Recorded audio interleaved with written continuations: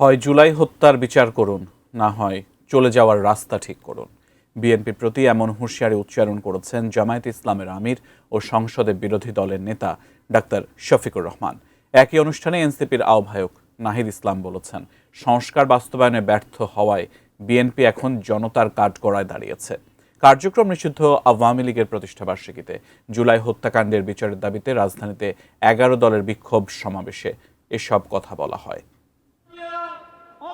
মঙ্গলবার সারাদিনই কার্যক্রম নিষিদ্ধ আওয়ামী লীগের তৎপরতা ঠেকাতে মাঠে ছিলেন 11 দলীয় ঐক্যের নেতাকর্মীরা। আওয়ামী লীগের সময়ে সংগঠিত সকল হত্যা, গণহত্যা ও গুমের বিচারের দাবিতে বিকেলে রাজধানীর বিজয়নগরে বিক্ষোভ সমাবেশ করেন তারা। সমাবেশে 11 দলের নেতারা বলেন, ভারত আর আওয়ামী লীগের সাথে আঁতাত করেছে সরকার, যা জুলাইয়ের সঙ্গে বেইমানির শামিল। বিচার নিয়ে আমরা কোনো এক সেকেন্ডও কোনো কম্প্রোমাইজ করব না। যদি সরকার মনে করে আওয়ামী লীগের ভোট ব্যাংকে যেভাবে একটা সমঝোতা হয়েছে, বিচারের ক্ষেত্রেও সমঝোতা করতে হবে। আমরা বলবো আল্লাহর রাস্তে মাপ চাই বিএনপির ভাইয়েরা। মনে রাখো, জুলাই বিপ্লবের পিঠে যদি ছুরিকাঘাত করবার চেষ্টা করো, ইতিহাস থেকে নির্মূল হয়ে যাবে।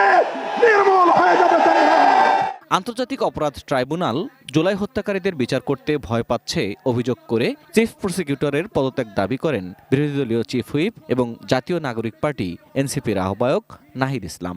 নতুন বাংলাদেশ গড়তে এলো জুলফিকার স্টিল। জুলফিকার স্টিল গণহত্যার মাধ্যমে আওয়ামী লীগ বিচারের কাঠগড়ায় দাঁড়িয়েছে, আর সংস্কার বাস্তবায়ন না করার ফলে বিএনপি জনগণের কাঠগড়ায় দাঁড় হয়েছে। এই দুই শক্তির বিরুদ্ধে আমাদেরকে এখন সমানভাবে লড়াই চালিয়ে যেতে হবে।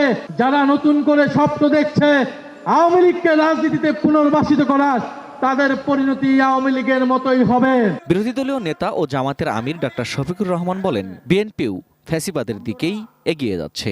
কেন জুলাই হত্যাকারীদের বিচার হচ্ছে না, জনগণ তা জানতে চায়। বাংলাদেশ কিন্তু বারবার বিপ্লবের সাক্ষী। আমরা পরিষ্কার বলে দিচ্ছি, হয় আপনারা বিচার নিশ্চিত করুন, না হয় আপনারা যাওয়ার রাস্তা খুঁজে বের করুন।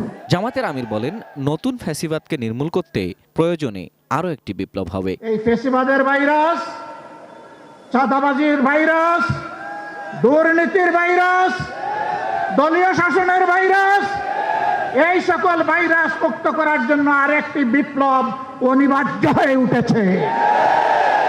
সেই বিপ্লবের জন্য আপনারা কি প্রস্তুত? Ferdous Rahman, ATN news, Dhaka.